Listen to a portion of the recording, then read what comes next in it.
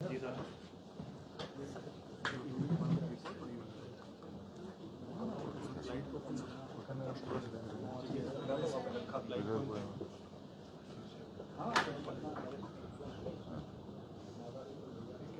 শেষ করে দিতে হবে।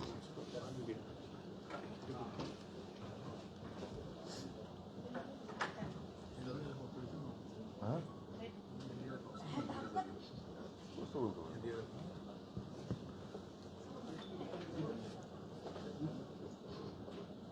নমস্কার সবাইকে।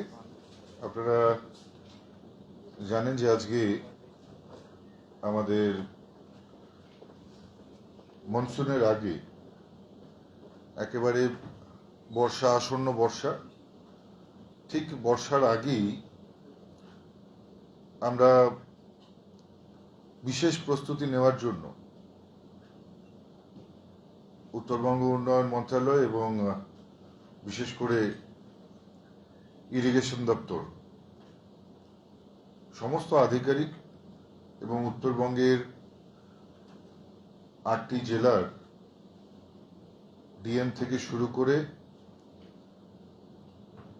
ইরিগেশনের সমস্ত আধিকারিক, সুপারিনটেন্ডেন্ট থেকে শুরু করে এনডিআরএফ থেকে শুরু করে বিএসএফ, এসএসবি, সমগ্র যারা ইমার্জেন্সি পরিষেবার জন্য যাদের প্রয়োজন সবাইকে নিয়ে আজকের এই প্রশাসনিক বৈঠক হয় এবং এই প্রশাসনিক বৈঠকে সম্মানীয় উত্তরবঙ্গের সমস্ত বিধায়কগণ উপস্থিত ছিলেন সাংসদগণ। এখানে আমার সঙ্গে এই প্রেস মিটে উপস্থিত আছেন মালদার সম্মানীয় সাংসদ খগেন মুর্মু মহাশয় এবং আমাদের কোচবিহারের বিধায়ক অজয় রায় মহাশয়। আমাদের সমস্ত বিষয়ে চর্চার পর আমরা যেটা স্থির করেছি যে ইরিগেশন দপ্তর থেকে একটা অ্যাকশন প্ল্যান থাকে, সারা বছরের জন্য অ্যানুয়াল অ্যাকশন প্ল্যান থাকে, যেটা নিয়মিত কাজ করে চলে।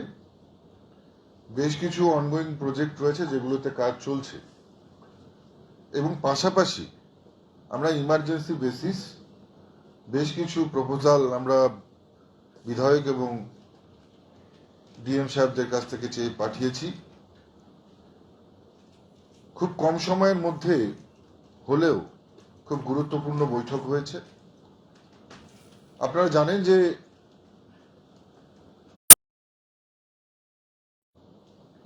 কিন্তু যে দ্রুততার সঙ্গে তিনি কাজ করে চলেছেন এবং মানুষের জন্য, মানুষের প্রত্যেকটা সময়ের জন্য, যেমন উৎসবের সময় ঠিক একই সময় যে সমস্ত ডিজাস্টারগুলো আসে, যে সময় হরপাবান হয়, যে সময় বিভিন্ন এলাকায় প্লাবন দেখা যায়, প্লাবিত হয়, ঠিক তার প্রাক্কালে একেবারে অত্যন্ত বিষয়টিকে গুরুত্ব দিয়ে আজকের এই প্রশাসনিক বৈঠক হয়েছে এবং আমি মাননীয় মুখ্যমন্ত্রীকে ধন্যবাদ জানাবো যে তিনি একটি এত গুরুত্বপূর্ণ বিষয়ে তিনি এত কম সময়ের মধ্যে মিটিং ডেকেছেন, মিটিং ডাকবার সিদ্ধান্ত নিয়েছেন এবং সমগ্র বিধায়করা সেখানে উপস্থিত ছিলেন। শুধুমাত্র শাসক দলের বিধায়করাই নয়, যারা অন্যান্য দলের বিধায়ক আছে, বিরোধী দলের বিধায়করা, তারাও সেখানে উপস্থিত ছিলেন। তাদের গুরুত্বপূর্ণ মতামত আমরা শুনেছি, তাদের গুরুত্বপূর্ণ মতামতকে নোট ডাউন করা হয়েছে। তাদের নির্দিষ্ট এলাকার যে সমস্ত অসুবিধাগুলো রয়েছে সেগুলো শোনা হয়েছে। বিশেষ করে মালদার ভুটনিঘাট থেকে শুরু করে বিস্তীর্ণ এলাকা, গঙ্গার যে বিস্তীর্ণ এলাকা প্লাবিত হয় সেই সম্পর্কে যেমন সিদ্ধান্ত হয়েছে, তেমনি ভুটান থেকে যে সমস্ত নদীগুলো আগমন ঘটেছে, যেগুলোর অত্যন্ত খরস্রোতা এবং যেগুলোর স্রোত অত্যন্ত গতিশীল নদী, সেই সম্পর্কে যেমন আলোচনা হয়েছে। সেই নদীগুলোতে প্লাবন এলে তার পক্ষে আমরা কি প্রিকশন নিতে পারি সেই সম্বন্ধে আলোচনা হয়েছে এনডিআরএফ, আপনি এদিকে আসুন, কবিতার আছে। এবং পাশাপাশি আমরা যে সমস্ত এলাকাগুলোতে রুটিন প্লাবন হয় সেই জায়গাগুলোতে আমরা আগে থেকে কি প্রিকশন নিতে পারি, আমরা এনডিআরএফ কে কাজে লাগিয়ে সেখানে আগে থেকেই আগাম বন্যা দুর্গতদের জন্য কি প্রস্তুতি নিয়ে রাখতে পারি, সেখানে কি কি আরো কি করে সেই সমস্ত এরিয়াকে ওয়েল ইকুইপড করে আগত বন্যার থেকে আমরা সাবধান থাকতে পারি, সেই সমস্ত বিষয়ে আমাদের যেমন আলোচনা হয়েছে। ঠিক একইভাবে বিভিন্ন নদীগুলো যেগুলোতে দীর্ঘমেয়াদী পরিকল্পনার প্রয়োজন রয়েছে সেই জায়গায় গিয়ে আমরা যেমন সম্মানীয় বিধায়কগণদের সাজেশন নিয়েছি, ঠিক একইভাবে আমরা সেই পরিকল্পনাগুলোকে কি করে বাস্তবায়িত করব সেই জন্য সংশ্লিষ্ট যারা আধিকারিক আছে তাদের সঙ্গে সেই বিষয়ে কিন্তু আমরা আলোচনা করেছি। সব মিলিয়ে আমি বলবো যে ভীষণ পজিটিভ একটা বৈঠক আজকে প্রশাসনিক বৈঠক হয়েছে। সাধারণ মানুষের জন্য একেবারে মনসুন আগত, তার আগে যে প্রিকশন নেওয়া সেই বিষয়ে আজকের এই বৈঠক। পাহাড় নিয়ে আলোচনা হয়েছে। আমরা গতবারও দেখেছি যে বিভিন্ন জায়গায়, বিশেষ করে আমরা গতবার যে মিরিকের যে আমরা দেখেছি যে ধরনের বন্যা প্লাবন হয়েছিল পাহাড়ের বিস্তীর্ণ জায়গায় হয়েছে। তো সব মিলিয়ে আমরা এই বিষয়ে জিটিএর সঙ্গেও কথা বলবো, ইরিগেশন দপ্তর, উত্তরবঙ্গ উন্নয়ন দপ্তর এবং পাশাপাশি জিটিএ কে আমরা সঙ্গে নিয়ে এই বিষয়ে কাজ করব যাতে পাহাড়েও আমরা আগাম বন্যার কোনো প্রস্তুতি নিতে পারি। এনডিআরএফ আমাদের সঙ্গে এই বিষয়ে সহযোগিতা করবে। এই বিষয়ে বৈঠকের বিষয়ে চর্চা করুন।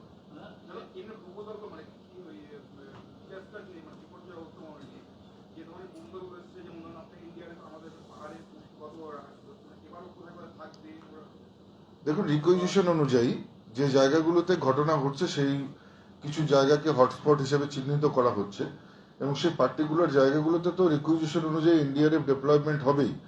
পাশাপাশি যদি আরো প্রয়োজন হয়, কারণ এবারে একেবারে রাজ্য সরকার, আপনারা জানেন কেন্দ্র সরকার সব মিলে ডাবল ইঞ্জিনের সরকার কাজ করছে, তো স্বাভাবিকভাবে এখানে কোনো রকমের পার্থক্য নেই, সবাই মিলে একসঙ্গে। ইভেন আমরা আজকে এসএসবি এবং বিএসএফ ও সঙ্গে ছিল, তারা প্রস্তুত রয়েছে যে কোনো ধরনের ঘটনা ঘটলে পরে ইমিডিয়েট অ্যাকশন নেওয়ার জন্য। তারাও একই সঙ্গে রাজ্য প্রশাসনের সঙ্গে হাতে হাত দিয়ে কাজ করবে।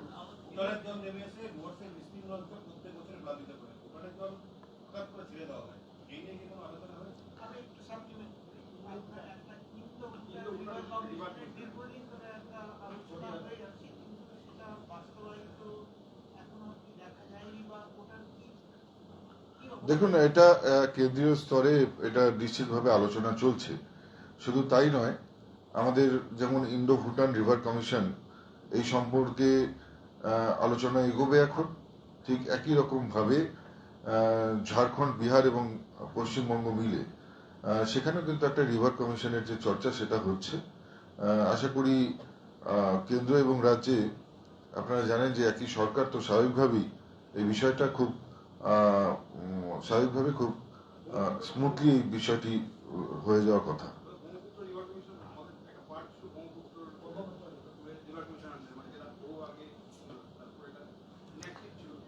দেখুন, আপনারা জানেন যে এর আগে রাজ্য এবং কেন্দ্রের সম্পর্ক কি ছিল। কখনো সময় মতন প্রপোজাল পাঠানো হতো না, কখনো বা প্রপোজালের জন্য যা যা প্রপার করণীয় সেটা করা হতো না, প্রপার লাইজেনিং ছিল না স্টেট। তো স্বাভাবিকভাবেই এখন আমরা পরিষ্কারভাবে বলে দিয়েছি, রাজ্যের যারা অফিসাররা আছেন নিয়মিত সমস্ত কেন্দ্রীয় দপ্তরের সংশ্লিষ্ট দপ্তরের সঙ্গে যোগাযোগ রাখবেন এবং বিষয়টাকে যতটা পারা যায় আপডেট রাখবেন এবং আপনাদেরকেও সেই বিষয়ে পরবর্তীতে অবগত করানো হবে। পুরোটাই কেন্দ্রের প্যাকেজ, যা হচ্ছে পুরোই কেন্দ্রের প্যাকেজ এবং নিশ্চিতভাবে 60-40 রেশিওতে যেভাবে ইরিগেশন কাজ করছে এবং স্পেশাল প্যাকেজ যতটা আমরা চাইবো কেন্দ্র দেওয়ার জন্য প্রস্তুত। ইরিগেশনের ক্ষেত্রে আমরা এই সময়ের মধ্যে যতখানি কাজ করতে পারবো ততটাই কেন্দ্র দেওয়ার জন্য প্রস্তুত রয়েছে।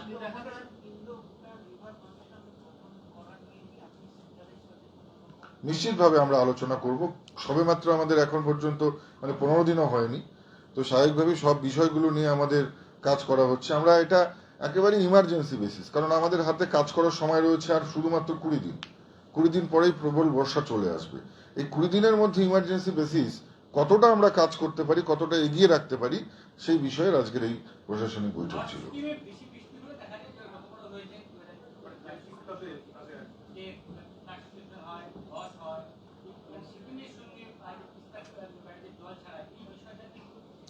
দেখুন, আপনারা জানেন যে গত পরপর কয়েক বছর ধরে বেশ কিছু ঘটনা ঘটেছে এবং আমরা নিশ্চিতভাবে সেটার জন্য একটা সুদূর প্রসারী পরিকল্পনা করবার প্রয়োজন রয়েছে। সিকিমের সঙ্গে আমরা নিশ্চিতভাবে আলোচনা করব। সিকিম আমাদেরই ভারতবর্ষের জানেন যে একটি একেবারে ছোট রাজ্য এবং যেখানে প্রচুর যেমন প্রাকৃতিক প্রাচুর্য রয়েছে, ঠিক একইভাবে প্রখর বৃষ্টি হওয়ার কারণে প্রত্যেক বছরই সেখানে বন্যা নেমে আসে। তো স্বাভাবিকভাবেই সেই বিষয়টিও যেমন অত্যন্ত গুরুত্ব দিয়ে দেখা হবে, পাশাপাশি সেই সিকিমের জল যখন পশ্চিমবঙ্গে বা উত্তরবঙ্গে আসে তখন সেখানে এসেও যাতে সেটার কোনোভাবে যেন প্লাবন তৈরি করতে না পারে, যেন বন্যার পরিস্থিতি তৈরি না হয়, সেই বিষয়টার জন্য সুদূর প্রসারী পরিকল্পনা করা হবে। এটা খুব কম সময়ের পরিকল্পনা না, এটা লং একটা পরিকল্পনা আমরা করব।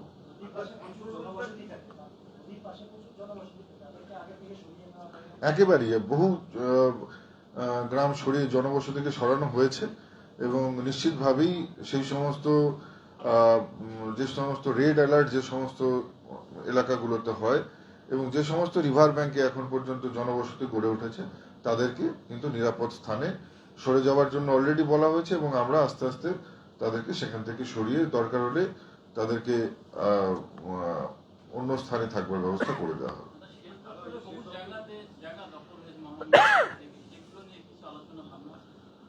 দেখুন, নির্দিষ্ট দপ্তরের পক্ষ থেকে সেই সমস্ত ব্যবস্থা গ্রহণ করা হচ্ছে। পুরো শুধু এনক্রচমেন্ট নিয়ে শুধু শেষ দপ্তর নয়, সমস্ত দপ্তরই অ্যাকশন নিচ্ছে।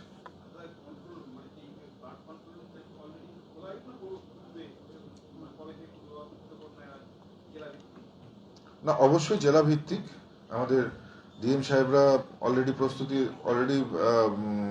ইরিগেশন দপ্তর থেকে জানিয়ে দেওয়া হয়েছে এবং ডিএম সাহেবরা প্রত্যেক জেলায় জেলায় তাদের কন্ট্রোল রুম করে নিয়েছেন এবং পাশাপাশি আমরাও একটা আমাদের দপ্তর থেকে ওইখান থেকে আমরা কন্ট্রোল রুম রাখবো।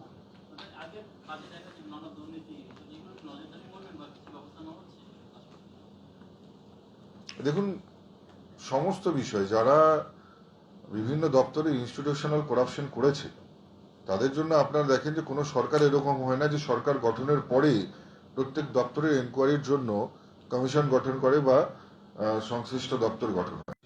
আমরা করেছি এর কারণ যারা দুর্নীতি করেছিল বা যারা যে ধরনের কাজ করেছে নিশ্চিতভাবে তাদের সেই কাজের ফল পরিণাম তাদেরকে ভুগতে হবে।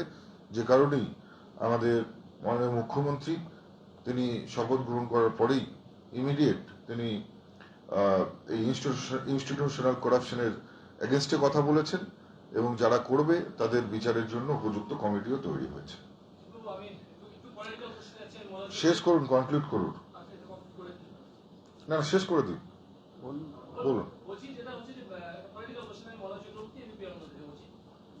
আজকে শুভেন্দু বাবুর প্রশাসনিক বৈঠকে যেমন দেখা গিয়েছে তৃণমূলের বিভিন্ন বিধায়ক এবং এমপিদের সাংসদদের দেখা গিয়েছে, সেম ভাবে আজকে আপনি যে প্রশাসনিক বৈঠক করলেন তাতে প্রচুর সংখ্যক তৃণমূলের প্রায় একজন বাদে বাকি প্রায় 13 জনই বিধায়ক এসেছেন। কিভাবে দেখছেন আপনি বিষয়টাকে?